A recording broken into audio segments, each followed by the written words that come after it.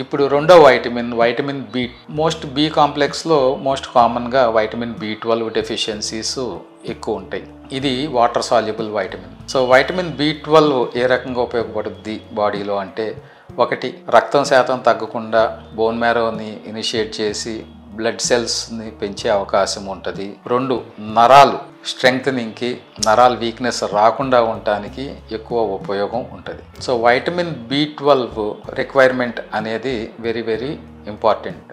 So meat products అంటే red మీట్స్లో కొంచెం వైటమిన్ ఎక్కువ ఉంటుంది బి12, green leafy vegetables, fish oils.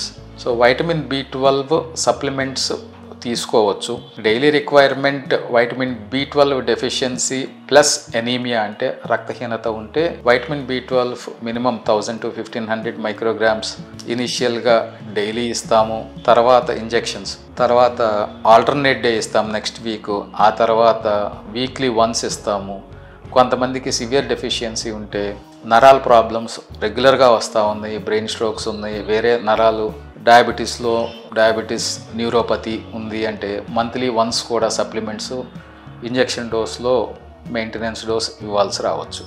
ఈ వైటమిన్ బి12 ఆ రకంగా నరాల ప్రాబ్లమ్స్ని ప్లస్ రక్తహీనత, బ్లడ్ ఇంప్రూవ్ అవుతాకి బికాస్ ఆఫ్ న్యూట్రిషనల్ డెఫిషియన్సీ ఉపయోగపడుతూ ఉంటుంది. సో ఈ వైటమిన్స్ అనేది రెగ్యులర్గా చెక్ చేయించుకుని ఇయర్లీ వన్స్ సప్లిమెంట్స్ తీసుకుని ఈ వైటమిన్స్ని మనం మెయింటైన్ చేయగలిగితే బాడీలో కాంప్లికేషన్స్ అనేవి కొంచెం తక్కువ ఉంటాయి. కొంతమంది కిడ్నీ పేషెంట్స్, డయాబెటిక్ నెఫ్రోపతి కానీ అటువంటి కాంప్లికేషన్స్ ఉండి క్రియాటిన్ ఎక్కువ ఉన్న పేషెంట్స్లో నెఫ్రాలజిస్ట్ని కన్సల్ట్ చేసి దాన్ని బట్టి వైటమిన్ బి12 అనేది తీసుకోవటం మంచిది. ఎందుకంటే వైటమిన్ బి12 కొన్ని ప్రాబ్లమ్స్ క్రియేట్ చేసే అవకాశం కూడా ఉంటుంది. సో అందుకని నెఫ్రాలజిస్ట్ని కన్సల్ట్ చేసి వైటమిన్ బి12 డోస్ నెఫ్రాలజీ పేషెంట్స్లో అయితే కొంచెం కాషియస్గా వాడాల్సి వస్తుంది.